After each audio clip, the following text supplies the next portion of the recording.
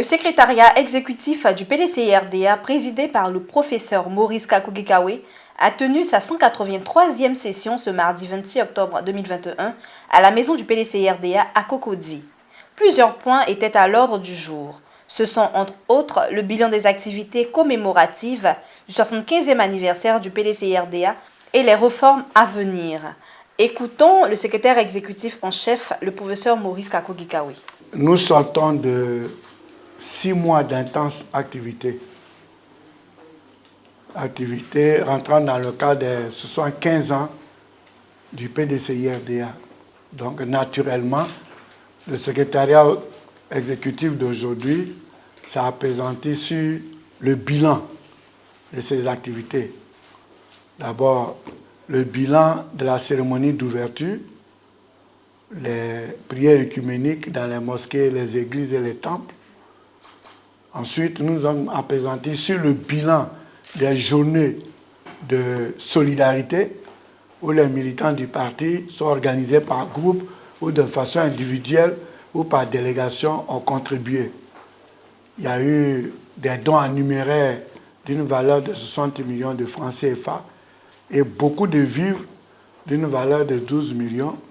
Et cela a permis au PDCI d'aider au moins 500 personnes, les prisonniers, les blessés et les décès. Ce qui a été fait, c'est le bilan qui a été fait. Également, nous avons fait le point des séminaires éclatés qui sont déroulés dans toutes nos bases, à l'extérieur du pays, comme en Côte d'Ivoire. Et sur 351 délégations, parce que nous avons connu quelques décès pendant la période, il n'y a que 30 délégations qui n'ont pas pu faire les séminaires.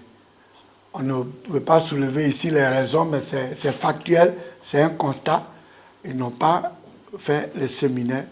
Donc ça fait à peu près moins de 10% de ceux qui n'ont pas fait le séminaire. Donc la majorité, la plupart des délégations ont fait le séminaire. Au niveau de la participation, ces séminaires ont embrasé un peu toute la base, des simples militants au secrétaire de section, grand conseil, bureau politique, délégués, comité des sages, des vice-présidents ont même encadré leur population.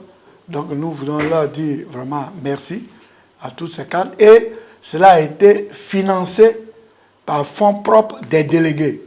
La direction du parti n'a fait aucun apport au niveau de ces séminaires. Du 10 mai jusqu'au 31 juillet, où nous avons eu les restitutions dans toutes les bases, que ce soit à l'extérieur également.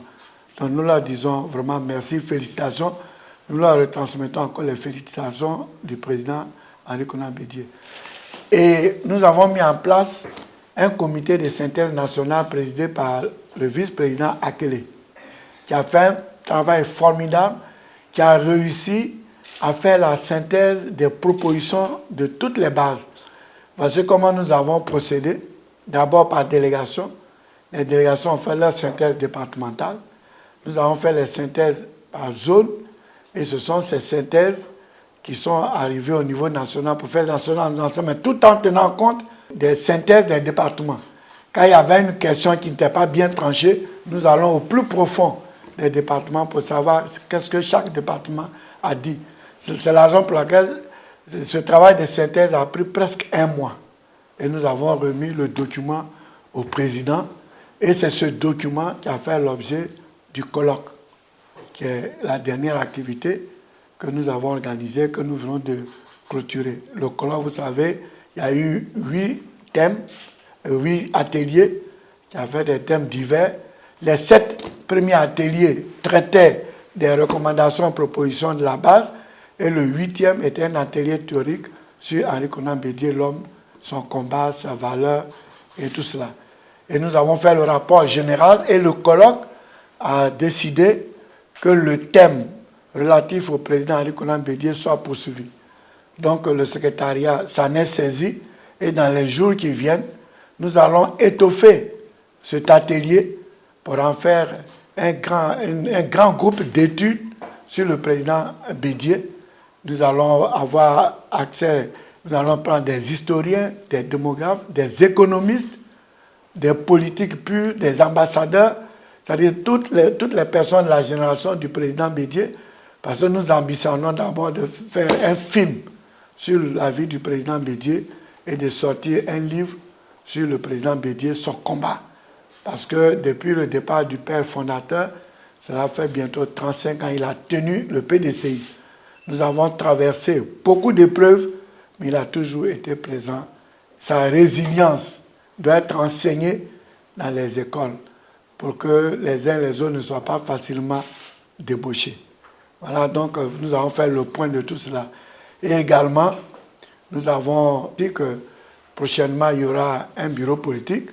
La date n'est pas encore fixée, mais le président envisage de tenir ce bureau politique au mois de décembre. Le mois de novembre sera laissé aux membres du bureau politique et du comité de salle qui ne l'auraient pas encore fait de régulariser leur situation en s'acquittant de leur cotisation. Tant plus que, vous l'avez vu vous-même, nous avions ciblé 300 personnes pour le colloque. Il y a 220 personnes qui ont payé pour participer au colloque. Voilà.